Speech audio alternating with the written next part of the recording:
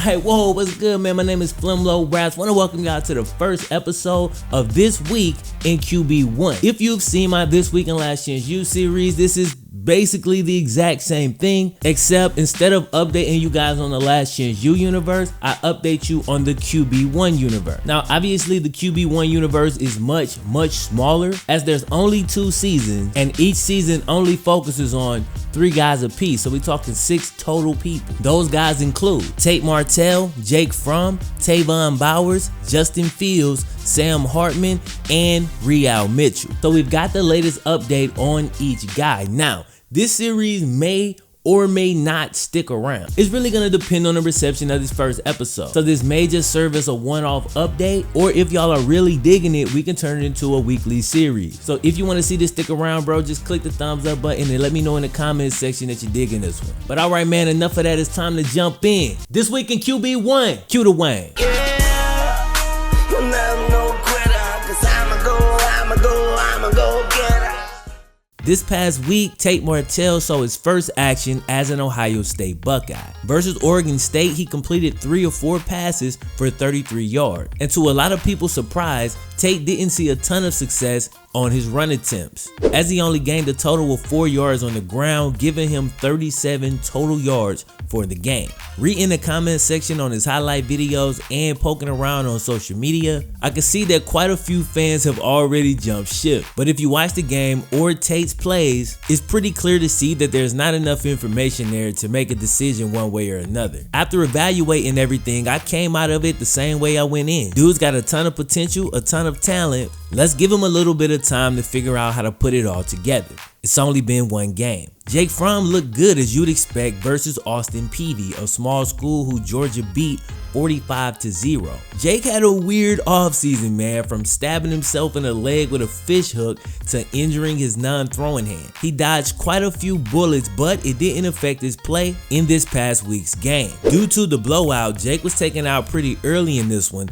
but he went 12 of 16 for 157 yards and 2 touchdowns. Jake's mom, Miss Lee Fromm, took to Twitter to let everybody know how she feels about this year's team. The caption reads, "Excuse me, right over there is another SEC title, and we're coming to get it." Staying at Georgia, Justin Fields looked good in his debut as well. Currently Jake Fromm's backup, I honestly still don't quite get why he chose to still go to Georgia, where he's basically the same age as the starter, but dude's hella competitive, he's hella confident, he made a commitment, and now he's at Georgia. And he honestly looked great when he was out there. He went 7 of 8 passing for 63 yards and a touchdown. He also added another 33 yards on the ground, and it's gonna be interesting to see how this all plays out going forward. When Georgia head coach Kirby Smart was asked how Justin will be used going forward, here's what he had to say. "It's just a situation where there's no plan. You know, we gotta go with how things go and how the flow of the game goes. I thought he did a good job Saturday in the game, handled things well, but I don't know what this game is gonna dictate or what this game is gonna bring. So, we'll see." Basically, Georgia's gonna be taking on his first SEC opponent in South Carolina. Much different than playing Austin Peay. So Kirby's gonna be evaluating how his starter looks, and I'm assuming Justin is gonna get some playing time as he can get up to 4 games and not lose his year of eligibility. That way his coaches can kind of see how he's gonna respond versus better competition. Now we move on to Wake Forest, where 2 more Qb1 guys are playing quarterback. I swear these dudes just keep going to the same schools. But this situation is kind of the polar opposite of the last situation. Season 2 star Sam Hartman showed up at Wake Forest and pushed Season 1 star Tayvon Bowers down the 3rd string. Now, there was an injury to the 2nd string guy, who is Jamie Newman, so at the moment Tayvon is serving as Sam's backup. It's gotta be tough for Tayvon having a true freshman who's also a part of the same Qb1 fraternity show up and take the starting job. And Sam Hartman played pretty well too. Don't get it twisted, he definitely had some freshman mistakes versus Tulane, but he took every snap at quarterback for Wake Forest.